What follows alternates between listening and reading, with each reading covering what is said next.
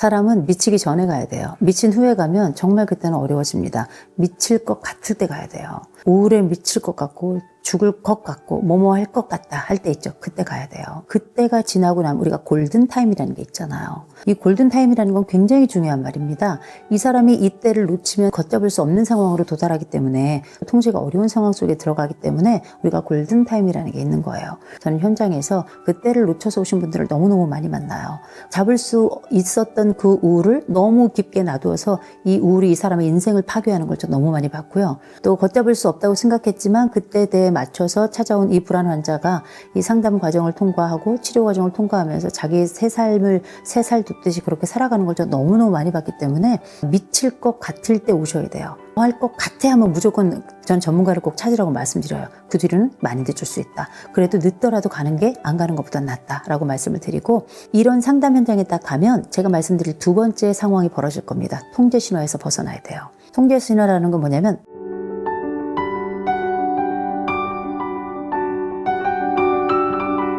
마흔이 지나면 한국인 대부분이 겪는 현실이 어떤가요? 일단 40 지나고 나면 꽤 나는 사회적으로 어느 정도 이제 승진을 했고요. 요새는 결혼을 안 하는 분들도 있고 하는 분도 있지만 뭐 결혼 여부를 떠나가지고 내 삶에서 안정성이 어느 정도 자리를 잡았습니다. 친구도 거의 패턴을 다 가지고 있어요. 부모님들도 동시다발적으로 늙어가고요. 잔소리도 좀 줄어듭니다. 왜냐하면 따로 사니까. 이건 좋은 지점이에요. 내 영역을 갖추어 가면서 나의 일, 나의 돈, 나의 관계 이런 많은 것들이 어느 정도는 꼴을 갖추어요. 40이라고 하는 거는 얼추 내 인생의 스케치가 끝났다. 경제적으로 다소 불안한 점이 있지만 여전히 나는 직장을 가지고 있다면 아직 이직의 가능성도 있고, 나라는 사람이 아직 젊기 때문에 채용의 가능성도 여전히 있는 거고요. 관계상으로 보자면 친구가 없던 사람들도 살살 친구가 생겨나는 시기인 게, 이때 우리가 MBTI에서 말하는 중용이 시작되기 시작됩니다. 이게 뭐냐면 나는 I야, 나는 E야 이렇게 얘기를 하는데, 나이가 얼추 먹으면서 산전수전 공중전 딱 겪잖아요. 이 그래프가 이렇게 짧아집니다. 점수가 작아진다는 얘기죠. 양쪽을 골고루 쓸 수 있는 힘이 생겼다는 거예요. 한 가지가 줄어들었다는 게 아니라 두 가지를 다 쓸 수 있게 됐다는 거, 눈치가 좀 생겼다는 거죠. 사회적인 구력도 좀 생겼다는 거고. 어디 그뿐인가요? 경제적으로도 내가 월급만 받는 게 아니고요. 퇴직연금도 그렇고 개인연금도 그렇고 국민연금도 살살살살 들어가면서 약간 그 파이가 커졌을 때예요. 해지가 약간 망설여지는 이런 나이가 사실은 40대거든요. 사회적 인간으로서 자리를 잡아 사회적으로 정착이 된 이런 인간이다 라고 말씀드려야 될 것 같아요. 20대가 가지고 있었는 요동치는 불안정성이나 30대가 가지고 있는 이 사회에 적응하기 위한 쓰라림이나 이런 것들도 얼추 좀 정리가 돼가지고요. 나의 해방일지라고 하는 그 드라마를 보면 그 연령대가 대부분 40대가 많아요. 그 40대가 딱 나의 해방일지 쓰기 좋을 때거든요. 나를 이렇게 객관적으로 보기도 하고 내 안쪽을 좀 추스르기도 하고 내 주변을 좀 바라보기도 하고 하면서 나라는 사람이 좀 인생을 살아보니까 인생은 좀 이런 것 같아 라고 하는 첫 번째 운을 뗄 수 있는 나이가 저는 40일 거라고 봅니다. 삶이 좀 너무 불안할 때, 마흔을 지나서 삶이 너무 불안할 때는 무엇부터 해야 될까요? 나가서 뛰세요. 뛰어야 돼요. 아직 다리 건강하니까 혹시 다리 불편하면 걸으시면 돼요. 내가 불안하다 싶잖아요. 우리가 여러 방법, 뭐 나비봉도 하고 뭐 접지도 하고 뒤꿈치를 들었다 뗐다 하고 안정액을 막 꿀꺽꿀꺽 마시기도 하고 그러는데, 저는 늘 말씀드립니다. 불안하잖아요. 이 주변의 모든 것들이 다 뒤틀려 보여요. 그리고 모든 것들이 다 불안정하게 느껴지고요. 모든 것들이 다 짜증이 납니다. 왜냐하면 안정적이지 않으니까. 그런데 인간은 몸이 먼저 좀 피곤해야 돼요. 일단 나가서 뛰잖아요. 그러면 제일 먼저 땀이 나고 약간 긴장했던 이 근육들이 나중에 뛰고 나면 약간 이완이 되면서 정신도 이완이 돼요. 40은 아직 젊을 뿐만 아니라 요새 40대들 다 잘 먹어요. 다 잘 먹어가지고 다이어트 비만 뭐 이런 것도 있겠지만 기본적으로 에너지 다 좋고 영양제까지 다 땡겨 먹잖아요. 그런 사람들은 불안할 때 더 불안해요. 살이 찌고 이 에너지가 많아지잖아요. 사람 분노가 더 빠르게 올라옵니다. 명절에 더 싸우는 거예요. 내가 너무 힘들다, 어렵다, 불안하다 이런 생각이 들면 그 생각이 들 때마다 할 수 있다면 바로 나가서 뛰어야 됩니다. 산책 한 바퀴라도 무조건 하고 와야 돼요. 내 불안이라고 하는 세계를 탈출하는 가장 쉬운 방법이고 가장 정확한 방법이고 가장 중요한 방법이에요. 불안은 하나의 세계를 구축해요. 그 불안은 또 다른 불안을 계속 끌어당깁니다. 없는 불안마저도 당겨서 내 안쪽의 세계를 다 불안으로 완전히 가득 채우게 되는데, 그럴 때 우리는 이 사람을 환자라고 부르는 거예요. 정신과 찾아가고 상담실 찾아가고 다 좋은데요.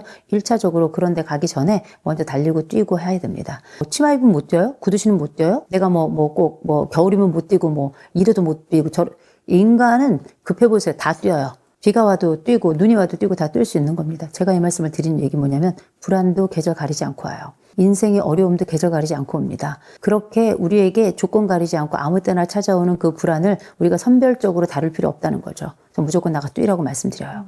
두 번째는 뭐냐면 40대가 되잖아요. 그러면 인생의 장기 계획을 막 세워요. 그거 어디서 배웠냐면 연금 들면서 생겨난 거예요. 100세, 110세 막 이러면서 이때가 되면 얼마를 받습니다. 얼마 받습니다. 딱 하잖아요. 그리고 머릿속에 쫙 인생 그래프가 축축축축 생겨나요. 그래서 이때는 이렇게, 이때는 저렇게 되는 게 없어요. 그런 계획을 세우는 것만으로도 기특해요.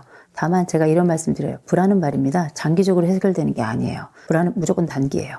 단기 목표를 세우셔야 됩니다. 제가 아까 무조건 불안할 때 뛰어나가라, 뛰라, 나가라 이런 얘기 했는데 이거 되게 중요하거든요. 근데 불안이라고 하는 게 저 먼 미래에 있는 것까지 다 끌어다가 얘기 불안까지 함께 하는 거거든요. 비교 불안도 있어, 이직 불안도 있어, 성취 불안도 있어, 별의별 불안들이 다 있는데 이 각각의 불안들은 다 과거, 현재, 미래 다 있는 겁니다. 한번 불안하기 시작하면 사지, 오장, 육부가 다 덜덜 떨릴 정도까지 불안은 우리를 침범해요. 그냥 그 소장의 융털 돌기까지 다 들어와가지고 파헤치는 것 같거든요. 그래서 뭘 해야 되냐면 단기 목표를 정하셔야 돼요. 성취를 다시 한번 느끼게 하고 내가 가지고 있는 비교보다 나만의 열매를 얻고 열매를 향해서 단기 호흡을 하고 단기 걸음을 걷는 요 역할을 하시는 게 굉장히 중요해요.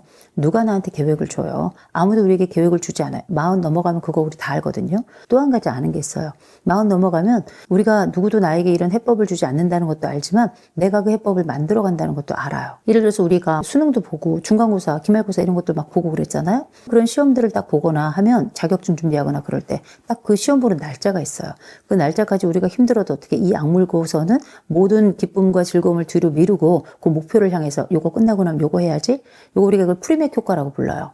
내가 어떤 목표를 딱 성취한 다음에 내가 어떤 즐거운 일을 하겠다. 이 즐거운 일을 위해서 현재를 참아내는 이 과정을 프리맥 효과라고 부르는데 그런 프리맥 효과를 충분히 우리가 경험하면서 40까지 온 거거든요. 40 넘어서 살아간다는 건 뭐냐면 내가 가지고 있는 목표를 내가 설정할 수 있다는 거예요. 내 인생 시계의 주파수는 내가 맞추는 거거든요. 내 인생 시계를 딱 내가 단기로 1시간 뒤까지 혹은 뭐 3일 뒤까지 일주일 뒤까지 요 한 달 동안은 요걸 하겠어 라고 해서 불안이 높아질 때마다 단기, 초단기 목표를 딱 세우셔가지고 그 단기 목표를 수행하시는 것만으로도 불안이 현저하게 많이 낮아집니다.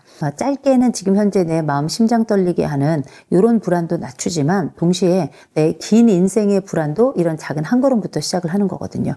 인생이 길지만 목표는 항상 단기가 좋습니다. 그 단기 목표들 중에 잊지 마실 거 다이어트 이런 건 안 돼요. 불안을 낮추는 방법, 더군다나 인생 불안이 40에 나에게 뭉쳐온다 그럴 땐 반드시 50대를 만나세요. 50이라고 하는 나이가 넘어가면서 50대들이 뭐 지혜롭냐 그런 건 아닌데 40은 겪었거든요. 60대를 만나면 안 돼요. 왜냐면 이미 세대가 너무 달라요. 바로 윗세대를 만나는 게 가장 좋습니다. 40대 초반이라면 40대 후반이 좋아요. 또 40대 전반을 통틀어서 그 삶에 대한 여정이 궁금하다면 50대를 만나서 물어보시는 게 좋아요.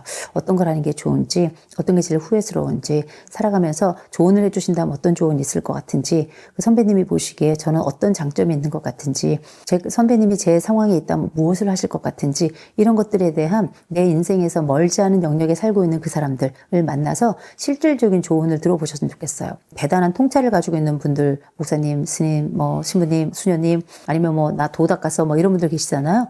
이런 분들 찾아가서 어떤 것도 듣는 것도 너무 좋고, 아니면 시대에 여러 우리들에게 명철을 주는 여러 인생의 멘토들이 있을 수 있죠. 괴테도 우리에게 말하고, 쇼펜하우어도 말하고, 얼마나 많은 수많은 심리학자들이 우리한테 얘기하겠어요. 근데 그분들이 다 죽었어요. 그걸 알고 있어야 돼요. 너무 시대를 우리랑 멀리 떨어져 있어서 괴리감이 크게 느껴질 현실감이 좀 작고 괴리감이 좀 클 수 있어요. 그때 그 얘기를 들을 땐 끄떡끄떡끄떡 하는데 실질적인 조언이 안 되는 경우가 많아요. 그럴 땐 어떻게? 네, 바로 위에 있는 바로 그 형, 바로 그 누나, 언니, 바로 그 오빠 세대들을 찾아가서 그들의 가장 가까운 이야기들을 듣는 게 저는 훨씬 더 현실적인 조언이라고 생각합니다. 불안하다 싶을 땐 물론 이런 병리적 불안은 병원을 찾아가고 상담가를 찾아가는 게 맞아요. 그러나 그게 아니라면 내 인생 전반에 대한 나도 모르는 흔들림이 있다면 그때는 책 읽어보는 거 다 좋거든요. 할 수 있다면 저는 50대를 직접 만나서 그 눈동자를 보면서 그 콧김을 쐬면서 그 입에서 나오는 이야기를 들어보면서 실질적으로 내 눈에, 내 코에, 내 귀에, 내 입에 그 사람의 이야기에 그 삶이 직접적으로 들어올 수 있도록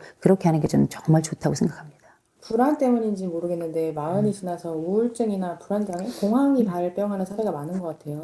사람은 미치기 전에 가야 돼요. 미친 후에 가면 정말 그때는 어려워집니다. 미칠 것 같을 때 가야 돼요. 우울에 미칠 것 같고 죽을 것 같고 뭐뭐 할 것 같다 할 때 있죠. 그때 가야 돼요. 그때가 지나고 나면 우리가 골든타임이라는 게 있잖아요. 이 골든타임이라는 건 굉장히 중요한 말입니다. 이 사람이 이때를 놓치면 걷잡을 수 없는 상황으로 도달하기 때문에 통제가 어려운 상황 속에 들어가기 때문에 우리가 골든타임이라는 게 있는 거예요. 저는 현장에서 그때를 놓쳐서 오신 분들을 너무너무 많이 만나요. 잡을 수 있었던 그 우울을 너무 깊게 놔두어서 이 우울이 이 사람의 인생을 파괴하는 걸 저 너무 많이 봤고요. 또 걷잡을 수 없다고 생각했지만 그때에 맞춰서 찾아온 이 불안 환자가 이 상담 과정을 통과하고 치료 과정을 통과하면서 자기의 새 삶을 새 살 돋듯이 그렇게 살아가는 걸 저 너무너무 많이 봤기 때문에 미칠 것 같을 때 오셔야 돼요. 할 것 같아 하면 무조건 전 전문가를 꼭 찾으라고 말씀드려요. 그 뒤로는 많이 늦을 수 있다. 그래도 늦더라도 가는 게 안 가는 것보다 낫다라고 말씀을 드리고, 이런 상담 현장에 딱 가면 제가 말씀드릴 두 번째 상황이 벌어질 겁니다. 통제 신화에서 벗어나야 돼요.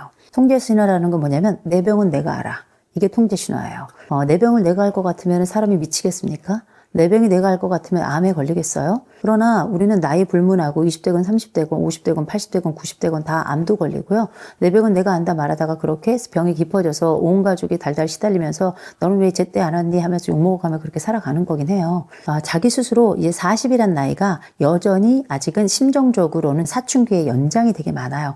뭐든지 할 수 있을 것 같은 아직 전능감을 가지고 있고요. 아직 여전히 내 몸이 건강하기 때문에 몸이 나에게 주는 신호를 되게 많이 무시하면서 지금까지 살아왔던 나이기 때문에 내가 가지고 있는 우울도 나에게 반드시 신호를 줘요. 이상하게 친구가 계속 만나기 싫고 다른 사람들이 뭐라 얘기하면 자꾸만 난 짜증만 나고 회복되는 기미가 없고 입맛도 점점 떨어지는데 그냥 자꾸 술만 땡기고 이런 상황들이 반복되는데 누가 봐도 야, 너 요새 좀 이상해 이런 얘기를 하는 거 다 시그널이거든요.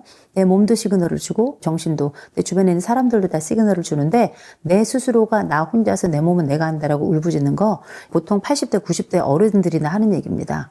M세대들 참 훌륭하다고 생각해요. 20, 40대들이 왜 훌륭하다고 생각하냐면 내 발로 정신과를 찾아간 첫 번째 세대예요. 남들이 그 이전부터 등 떠밀려서 가던 그 이전 세대들하고 다르게 내가 뭔가 이상하다 싶잖아요. 스스로 알아서 제 발로 병원에 예약하거나 상담 예약해가지고 찾아온 첫 세대고 자기의 자녀 세대들도 문제가 있다면 상담사들의 도움을 받는 첫 세대예요.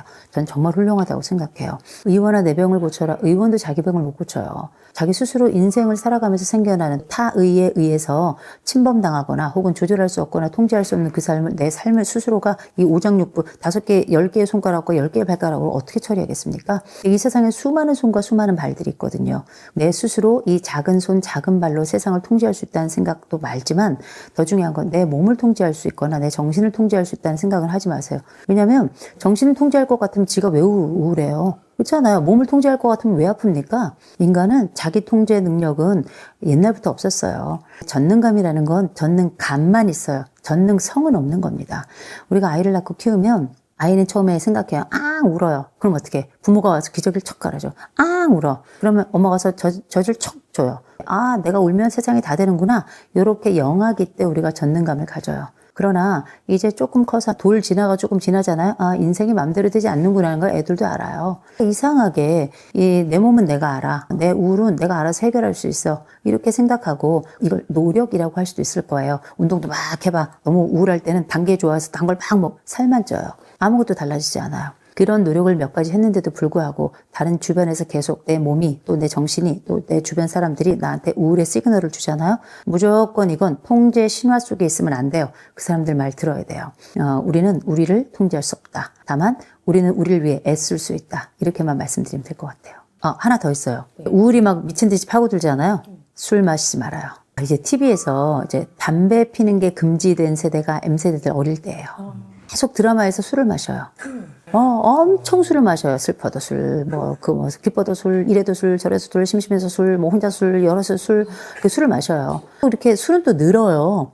술을 안 마시면 또 좀 이상한 것 같기도 하고, 요즘은 일주일에 서너 번씩 술 마시는 거는 이상하게 생각 안 하더라고요. 알코올 중독이에요. 지금은, 40대가 제가 볼 때 집단 알코올 중독인 것 같아요. 전 너무 심각하다. 남 얘기 아니죠? 예. 집에서 아무도 안 만나도 혼자 술을 마셔요. 그래서 옛날에 한때 사회에서 키친 드렁커 해가지고 싱크대 밑에다가 술 넣어놓고 애들 다 학교 보내고 남편 보낸 다음에 혼자 술 마시다가 알코올 중독 때문에 나중에 병원에 실려가고 이런 거 많이 봤잖아요. 제가 볼 때는 이 40대는 전체가 다 입원해야 돼요. 이 사회가 병동이에요, 그냥. 이거 되게 심각한 주제라고 생각하는 게 사람들이 우울하면 요새는 그렇게 술을 마셔요. 술을 마셔서 우울해지는 것도 있어요. 저는 이런 얘기합니다. 술은 기쁠 때 마셔라. 되게 중요한 거예요. 술에 대한 자기 원칙을 세우는 거거든요. 근데 요새 사람들은 드라마를 보니까 그렇게 슬픈 일만 있고 힘든 일만 있으면 그렇게 술을 퍼마시고 그렇게 다른 사람 뺨을 때려요. 그래서 40대부터는 그렇게 연인들 사이에 서로 뺨을 때리고 난리예요. 매체가 되게 중요한 거예요. 저는 40대 특별히 내가 우울감 속에서 힘들어? 그러면 적어도 우리가 내가 미칠 것 같을 때 와야 된다. 미친 다음에 오면 안 된다. 두 번째, 통제 신호에서 벗어나라. 마지막으로는 술 마시지 마라. 최소 내가 우울하다 판단이 될 때는 3개월은 술을 마시면 안 돼요. 나는 내가 우울하다 판단이 든다, 특별히 내가 우울증이다 이런 진단을 받는다는 건 2주 이상 내가 잠도 못 자고 잘 먹지도 못하고 생각도 계속 죽고 싶고 힘들고 슬프고 눈물만 하고 이게 2주 이상 지속되면 우리가 이거 우울증이라고 진단을 하는데 우울증이 있고 우울감이 있어요. 이건 두 개는 다를 수 있어요. 약간 우울감이 있는 건 또 다른 상황에 의해서 충분히 내가 정신적인 리프레시가 될 수 있는 거예요. 또 기쁜 일 있으면 같이 깔깔깔깔 웃고 그런데 24시간 슬프다? 이건 내가 완전히 그 눈물의 저수지 속에 들어가 있는 거거든요. 나는 침잠된 인생이 돼버린 거예요. 이럴 땐 나 스스로 나올 수가 없어요. 내가 아무리 내 머리를 끄댕이를 잡아서 겉으로 올린다 하더라도 이미 내 몸 전체가 물속에 들어와 있는데 내가 나를 어떻게 살립니까? 그렇게 술을 마시는 거는 특별히 우울감이 강하다 싶을 때는 절대 술 마시지 않는 게 좋아요. 그게 나를 오히려 더 침잠하게 한다라고 제가 확신합니다.